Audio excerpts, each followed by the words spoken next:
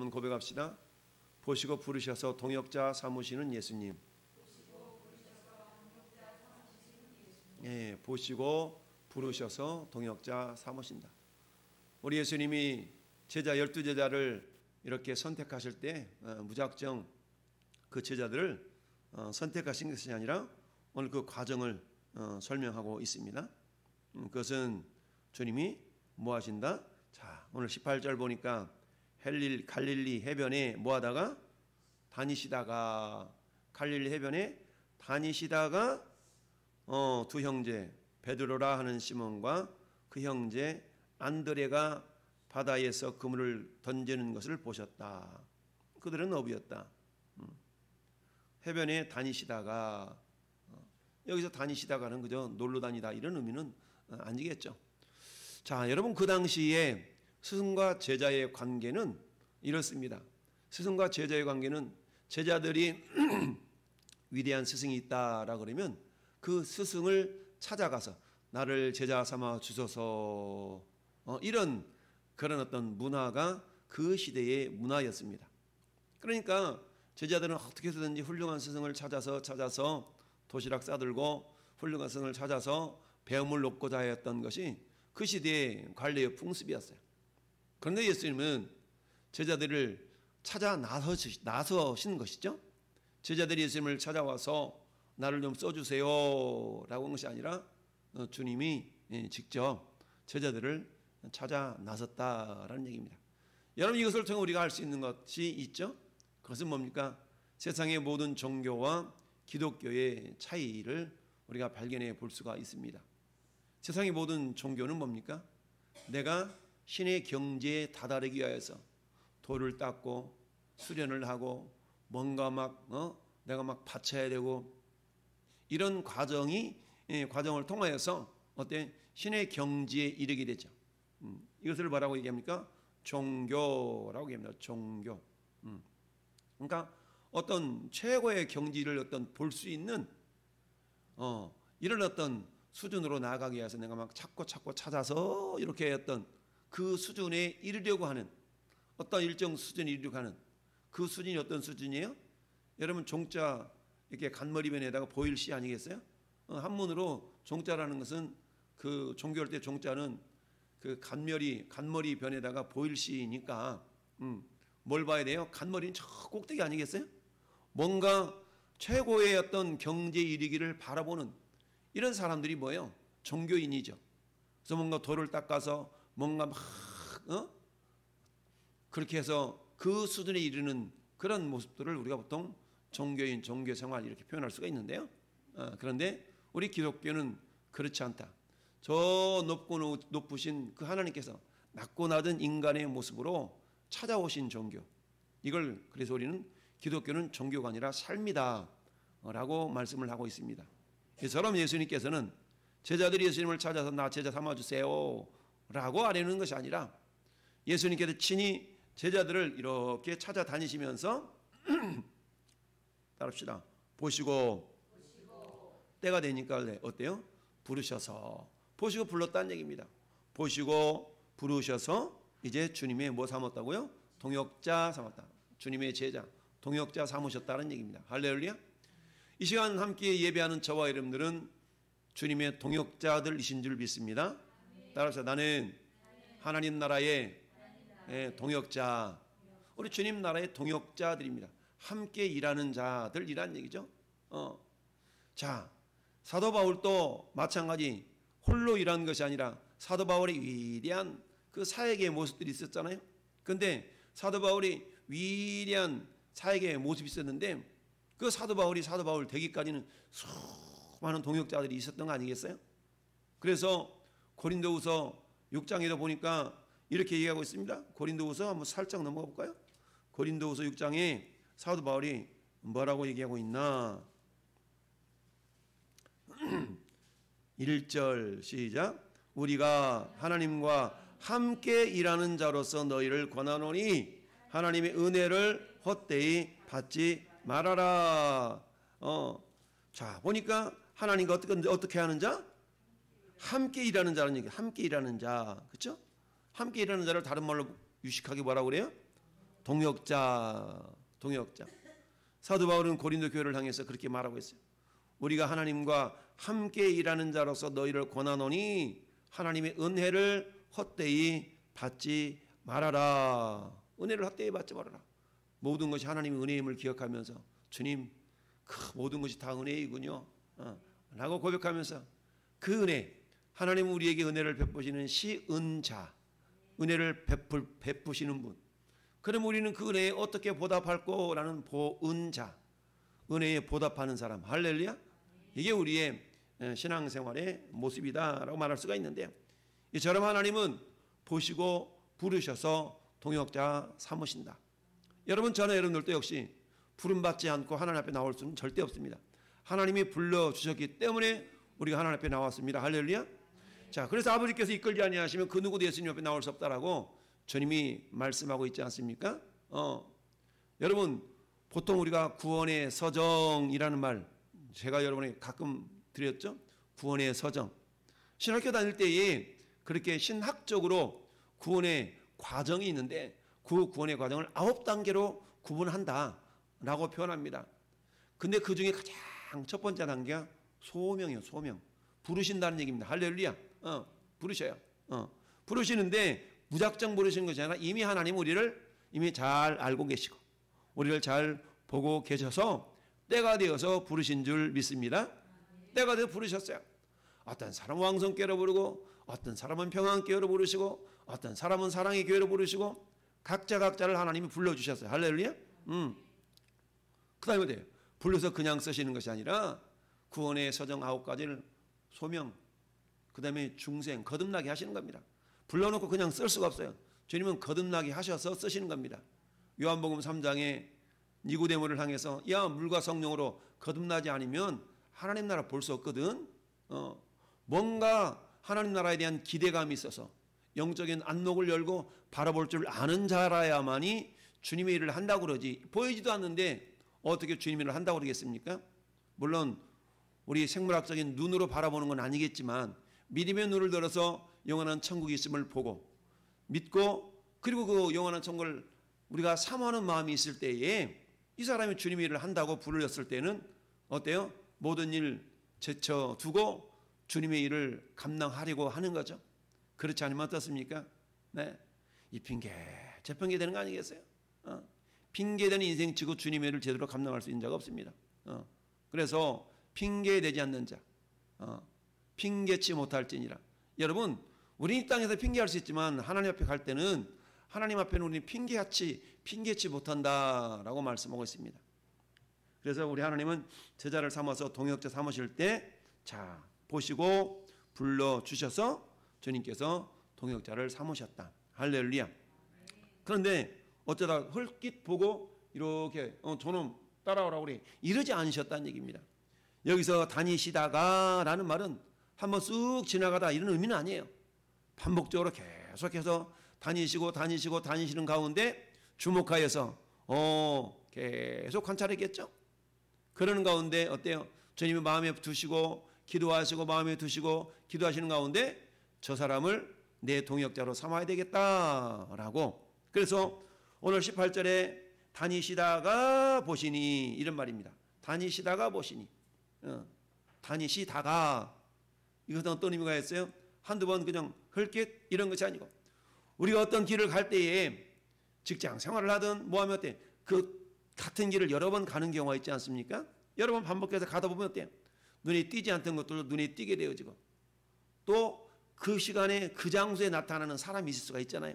제가 고등학교 다닐 때 자취를 했었는데 자취하고 걸어서 가기도 하고 또 자전거 타고 가기도 하고 그러는데 꼭 그 시간에면 그 자리에 이렇게 지나가는 사람이 있어요.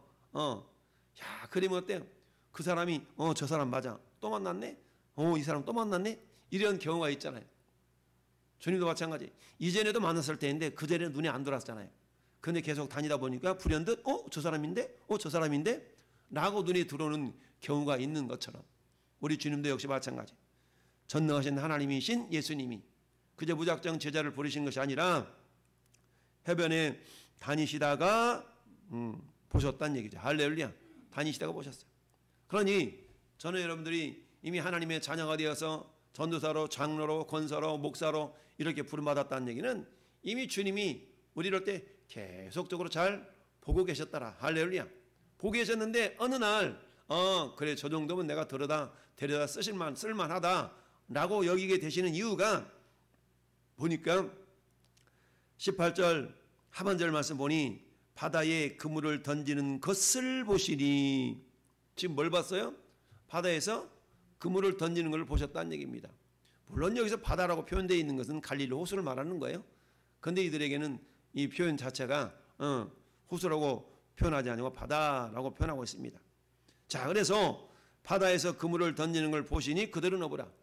여러분, 이걸 통해 우리가 알 수 있는 것은 뭐냐? 하나님이 귀하게 쓰시는 자는 그냥 어리버리 세상 말로 말하면 그냥 놀고 있는 사람, 야, 너 할 일 없냐? 이리 와. 같이 하자. 이러는 법이 절대 없습니다. 내가 세상에서 나에게 맡겨진 그 직업, 그 일, 세상에다 맡겨진 일을 최선을 다해 충성하는 자들을 하나님은 불러서 쓰시더라. 할렐루야. 우리 왜 그러자? 스카우트 한다라는 말 있지 않아요? 스카우트 한다. 여러분, 이 직장에서 저 직장으로 스카우트 당해 갈 때 그저 비둥비둥 놀고 있는 사람을 스카우트해 가는 사람은 전혀 없습니다. 그래도 어느 직장에 보니까 저쪽 옆에 있는 사장님이 와서 이렇게 지켜보는데 아무개 성도가 보니까 야, 일을 하는 모습을 보니 굉장히 성실하고 굉장히 열정이 있고 신뢰할 만하고 이렇다 그러면 그러지 않겠어요?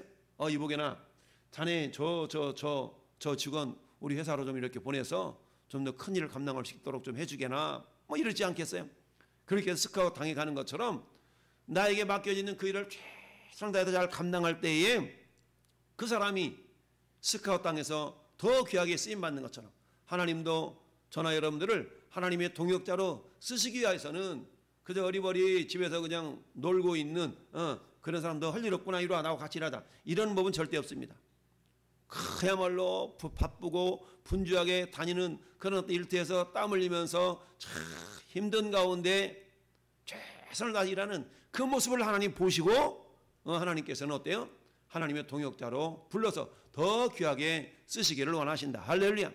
여러분, 성경에 많은 사람들이 자기에게 맡겨진 일을 최선을 다하는 모습을 보시고 주님이 불러서 쓰시는 경우가 많이 있어요. 우리 다윗을 볼까요? 여러분, 다윗은 뭐였어요? 목동이죠, 목동. 8남매 가운데 8형제 가운데에서 막둥이였던 다윗은 아버지가 시키는 대로 목동이를 최선을 다해 잘했어요. 하나님은 그런 다윗을 쓰시고자 그야말로 이새의 집에 사무엘 선지자를 보냈잖아요. 다 보냈더니 이 다윗의 아버지 이새는 어떻습니까? 야, 그래도 우리 장남이 제일이지. 키도 크지, 생기기도 잘생겼지, 똑똑하지, 씩씩하지. 이놈인가 봅니다. 그랬더니 하나님이 사무엘한테 야, 아니야. 둘째 오라고 그래. 야, 셋째 오라고 그래. 이거 이놈도 아니야. 넷째 오라고 그래. 여섯째, 일곱째까지 쫙. 근데 그 가운데 없잖아요. 사무엘이 그렇습니다. 이 밖에 다른 사람 없수? 분명히 이 집에도 있다고 그랬는데 한 놈 있긴 있는데 그나마 지금 양치고 있지. 그 사람이 오지 아니면 내가 이 차려놓은 음식을 먹을 수가 없어. 그래서 다윗을 데리고 왔는데 총기가 있고 눈매가 살아있고 좀 여리긴 한 것 같은데 하나님이 사무엘에게 이 사람이다. 이 사람의 기름을 부으라. 할렐루야. 비록 아버지 일이지만 아버지 것이지만 최선을 다해서 아버지 일이 내 일인 것처럼, 할렐루야, 아버지 일이 내 일인 것처럼 충성하는 그런 다윗을 하나님은 선택하셔서 곧바로 선택했다고 바로 또 왕이 된 건 아니잖아요. 얼마나 사울왕 때문에 쫓겨다니면서 생고생했습니까? 그래서 하나님은 그런 다윗을 결국 성군으로, 그러면서 다윗은 내 마음에 합한 자야 라고 칭찬하시면서 들어서신 거 아니겠어요? 여러분, 우리가 잘 아는 모세를 보십시다. 모세는 어떤 사람이었어요? 광야 40년 동안에 자기 장인 이드로의 양을 치는 사람이었어요. 하나님이 모세를 부르실 때 상황은 어떤 상황이었어요? 자기 장인은 양치다가 만난 거야. 양치다가 하나님 부르심을 받았어요. 모세야, 내가 선 곳은 거룩한 곳이니 네 발에서 신을 벗어라. 이처럼 출애굽기 3장에 보니까 하나님 모세를 들어 쓰실 때에도 어떨 때 들어 쓰셨어요? 자기 것도 아니야. 자기 장인 이드로의 양을 칠 때에 열심을 하실 때 하나님은 어때요?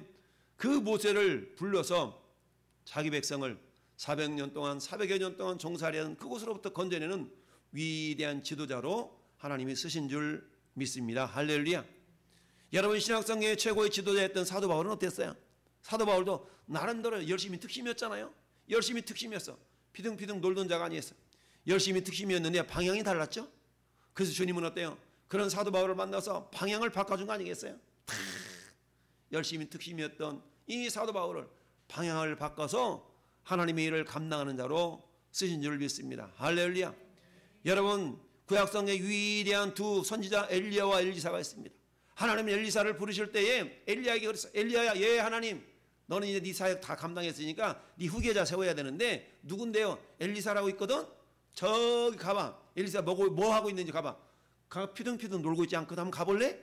야, 그랬더니 엘리사가 12결이 소를 몰고 밭을 갈고 있었어요. 야, 그때에 엘리야가 그런 엘리사를 불러서 제자 삼은 거 아니겠습니까? 피둥피둥 놀고 있었던 그런 사람이 아니라 12결이 소를 가지고 밭을 갈았으니까 얼마나 땅덩이 넓었겠어요. 땀빛 벌리면서 쟁기질하고 있는 엘리사를 하나님이 불러서 위대한 그런 선지자로 들어 쓰신 줄 믿습니다.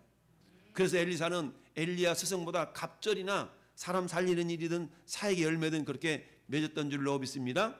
사는 성도 여러분, 오늘 하나님은 마찬가지입니다. 저 여러분을 쓰실 때 저 바쁜데요, 저 일이 많은데요. 그러니까 하나님이 당신이 그런 모습을 보고 쓰시려고 그러지. 그런데 우리는 어떤 생각을 합니까? 주님, 저는 안 돼요, 바빠요, 이 핑계 저 핑계 대면서 우리는 하나님 일을 좀 같이 하자 그러면 어때요? 내 빼죠.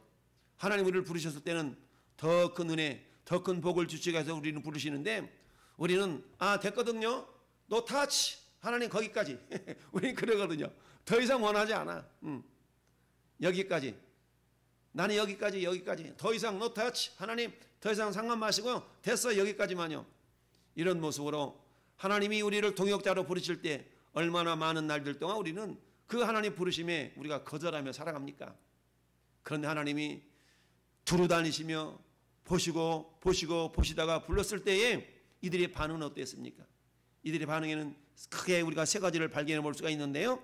자, 보니까 말씀하시되 나를 따라오너라, 내가 너희를 사람을 낚는 어부가 되게 하리라. 할렐루야.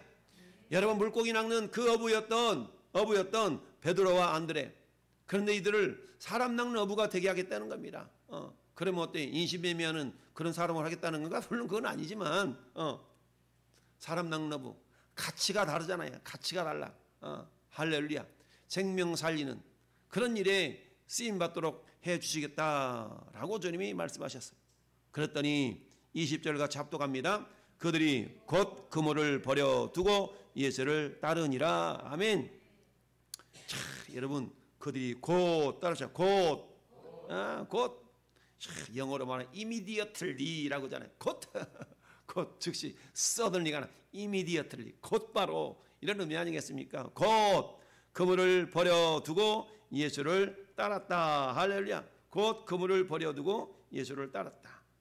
이처럼 예수님의 제자가 되기 위해서 곧이라는 말은 이 한 단어 속에 함축되어져 있는 많은 의미들이 있을 거예요.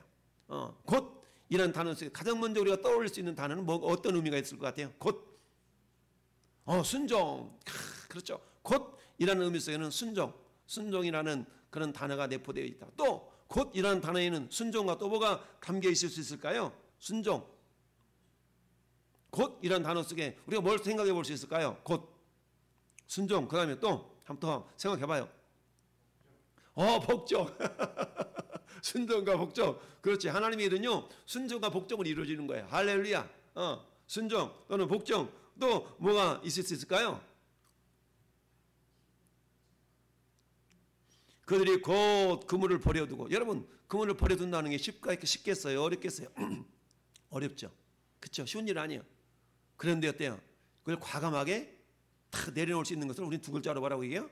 결단이라고 얘기합니다. 결단. 그렇잖아요. 결단했다는 얘기입니다. 여러분, 하나님의 일을 주님과 함께 동역자로 하나님 앞에 쓰임받기 위해서는 우리는 순종과 복종 필요하죠. 근데 순종과 복종이 있기 앞서 단계는 뭐가 있어야 되냐면 따라서 믿음. 믿음이 없으면 순종이 안 돼요. 믿음이 없으면 복종이 안 된다는 얘기입니다. 할렐루야. 뭔가 믿는 구석이 있어야만이 내가 이 사람 말 들어도 돼? 이해는 안 가지만 내가 말 들어봐? 그 대상이 믿음직스러워야만이 순종을 하든 복종을 하든, 이해가 되어서 따라지는 건 순종이지만 이해는 안 돼. 그렇지만 하물며 저 사람이 나를 속이랴? 하물며 저 사람이 나보다 지혜가 크시지. 나는 그런 복종의 모습이 나타날 수가 있는 겁니다. 할렐루야.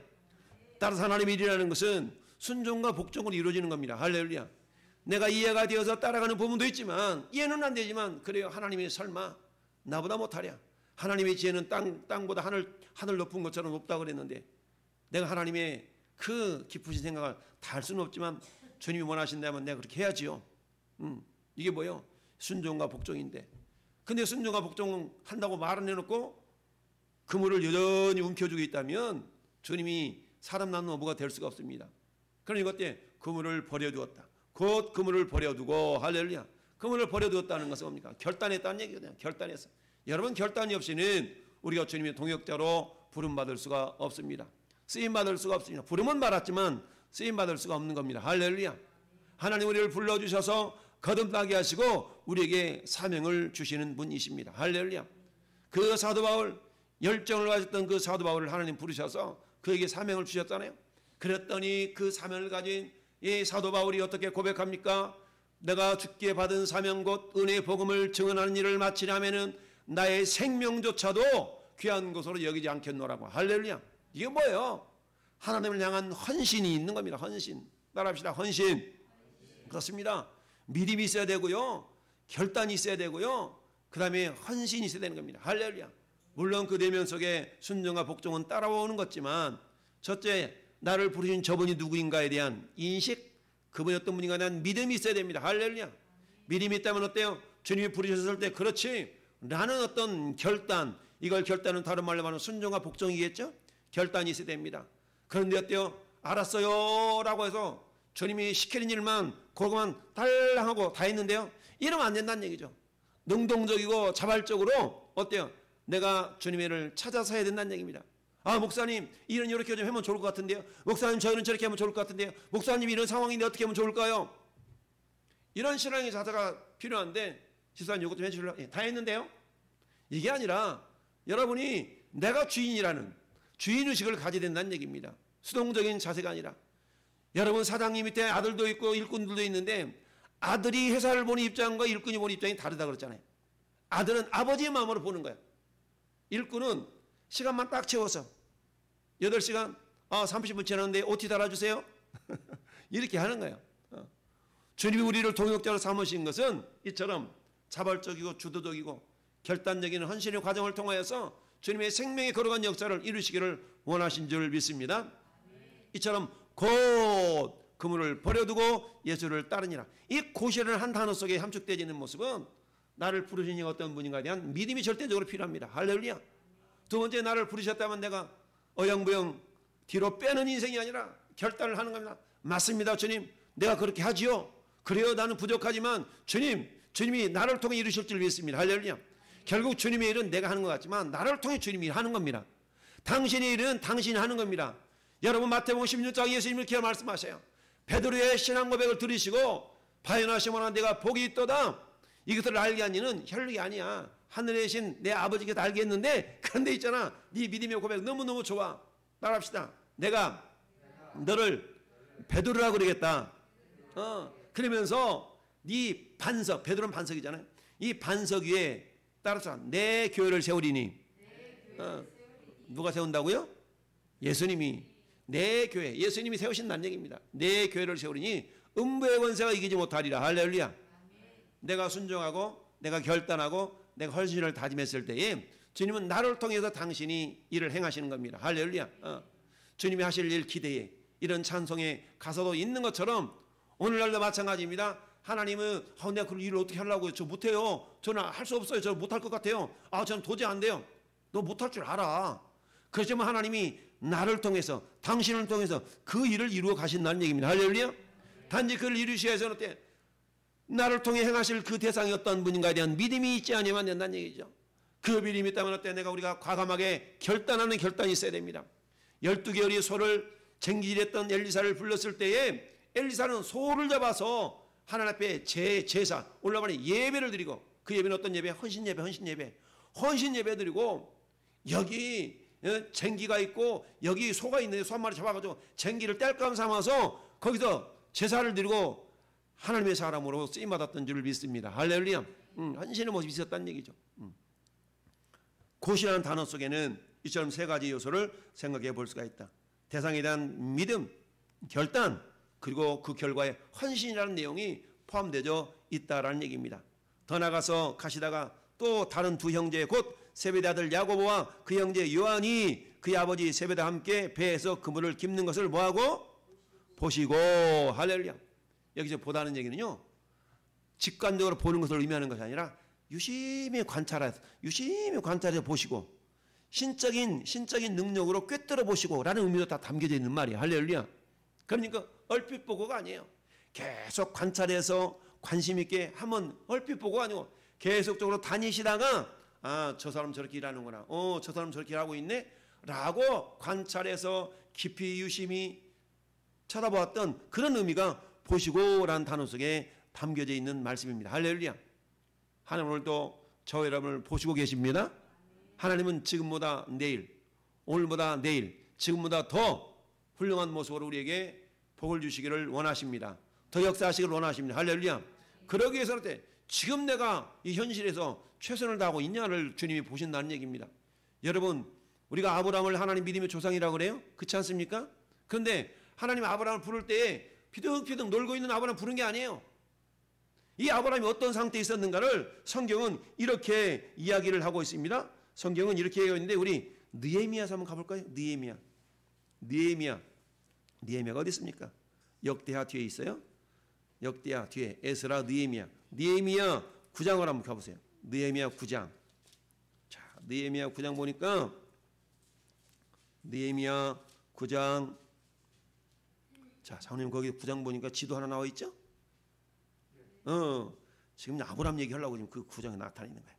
자, 보니까 9장 7절 8절 한번 읽어볼까요? 시작. 주는 하나님 여호와시라. 옛적에 아브라함을 택하시고 갈대아 우르에서 인도하여 내시고 아브라함이라는 이름을 주시고 그의 마음이 주 앞에서 충성됨을 보시고 그와 더불어 언약을 세우사 가나안 족속과 헷 족속과 아모리 족속과 브리스 족속과 여부스 족속과 기르가스 족속과 땅을 그의 씨에게 주리라 하시더니 그의 말씀대로 이르셨사오니 주는 의로우심 이로소이다. 아멘. 할렐루야.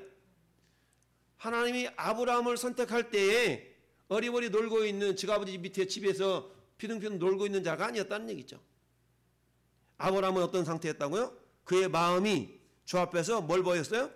충성됨을 보시고. 우리 주님은 충성됨을, 아브라함을 이미 충성됨을 보셨어요. 그러니까 하나님 마음에 저놈이라면 내가 언약을 맺어서 저 가나안 땅을 저 후손에게 줘도 되겠다라고 하나님 이미 보셨던 겁니다. 그래서 갈 때 우리를 떠나서 내가 내게 지시할 땅으로 가라라는 명령을 아브라함에게 주신 줄로 믿습니다. 할렐루야. 하나님은 오늘 또 저와 여러분의 마음을 보십니다. 그 가운데서 우리에게 부시는 것이죠. 고린도전서 4장 1절 2절에 사람이 마땅히 너희를 그리스도 일꾼이요 하나님의 비밀을 맡은 자들로 여길지어다. 그리고 맡은 자들이 구할 것은 뭐다? 충성이니라. 하나님은 아브라함을 선택하셔서 믿음의 조상으로 세우기까지는 먼저 아브라함이 충성됨, 하나님 앞에 충성된 요소가 있다는 것을 보신 줄 믿습니다. 사는 여러분이요, 충성이라는 건 뭡니까? 충성충자, 충성충자는 어때요? 가운데중 마음심, 그렇죠? 가운데중 마음심. 그러니까 가운데 마음이 있는데 그것을 어때? 이룰성자, 이룰성. 말씀은 맨 이룰성자. 말씀을 맨 이룰성 아니겠어요? 그러니까 그 성자는 내 마음 중심에 하나님의 말씀을 담아놓고 그걸 이루기를 원하는 사람이 충성된 자 아니겠습니까? 할렐루야. 그런 것처럼 하나님은 오늘날도 충성된 자를 찾고 계신 줄 믿습니다. 보시고 부르셔서 동역자 삼으시는 주님, 그 주님은 오늘도 저와 여러분을 이렇게 유심히 보고 계신 줄 믿습니다. 지금 내가 쓰임받는 수준이 3이라면 하나님은 3보다 더 높은 5, 7의 수준으로 우리를 때로는 이끌어가기를 원하셔요. 그런데 그때 무작정 넌 이번에 7을 줄게 이러지 않으셔요. 우리가 맡겨진 그 일을 그게 세상 일이 됐든 교회 일이 됐든 모든 것은 하나님 일이에요. 할렐루야. 그 일을 최선을 다해 감당하는 모습을 보시고 하나님은 부르셔서 다시 한번 어때요? 업그레이드 되는 신앙의 모습으로 우리를 이끌어 가시는 줄 믿습니다. 이때 우리에게 절대적으로 요구되는 것을 세 가지. 첫째, 우리를 부르신 하나님에 대한 믿음이 절대적으로 있어야 되겠고요. 두 번째, 주님이 부르실 때 머뭇거리지 말고 할렐루야 결단하는 결단이 있어야 되겠고요. 할렐루야. 그 결단했다면 이제는 어때요? 주님을 바라보고 충성하고 헌신하는 그런 모습이 있을 때에 잘하였도다 착하고 충성된 종아 네가 적은 일에 충성하였으니 내가 많은 것을 너에게 맡기리라. 할렐루야. 주님은 보시고 맡기신다고 그랬어요. 가만히 있네 더 많은 거 줄게 이러지 않으셔요. 작은 일에 충성했을 때 더 큰 거 더 많은 것을 맡기시는 하나님이신 줄 믿습니다. 오늘 하나님은 보시고 우리를 불러주셔서 귀한 하나님의 동역자로 사용하기를 원하시오. 우리 주님은 그래서 그 사람을 찾고 있습니다. 내가 누구를 보내며 누가 나를 위하여 갈고. 우리 주님이 이사야 선지자를 부르실 때도 그러셨지 않습니까? 주님 내가 여기 있나이다 나를 쓰소서. 라는 믿음의 고백도 필요하겠지만 묵묵하게 주님 부르실 때에 곧 버려두고 따랐다. 할렐루야. 따라합시다. 곧 버려두고 따르니라. 그렇습니다. 우리 주님이 저와 여러분들을 부르셨을 때 오늘날도 주님이 내가 예수다라고 나타나서 부르시지는 않죠. 우리 주님은 대언하시는 영, 대언의 영이요. 목사의 입술을 통하여 때로는 성령의 감동으로 성경을 읽다가 때로는 영상 예배를 듣다가 때로는 유튜브 한 성경 한 설교를 듣다가 하나님 부르심을 입을 수도 있습니다. 우리는 성령의 감동에 민감해야 됩니다. 할렐루야. 성령의 부르심, 성령의 역사하심 우리가 민감하게 반응을 보여서 주님 내 생각으로 사로잡혀서 아니에요 저는 안 되겠는데요 그러지 않냐고 우리가 철저하게 주님의 음성과 주님의 인도하심을 민감하게 받아들여 주님 뭐라 말씀하시든지 주님 나는 못하지만 주님이 행하신다 그러면 내가 내 자신을 드리겠나이다. 주님 내 시간을 드리겠나이다. 내 마음을 드리겠나이다. 내 몸을 드리겠나이다. 여러분 이런 찬양 있지 않습니까? 내 손에 주님의 손을 포개요. 주의 손에 내 손을 포개요. 주님의 발에 내 발을 포개요. 할렐루야. 이런 찬양 있지 않습니까? 주의 손에 나의 손을 포개요.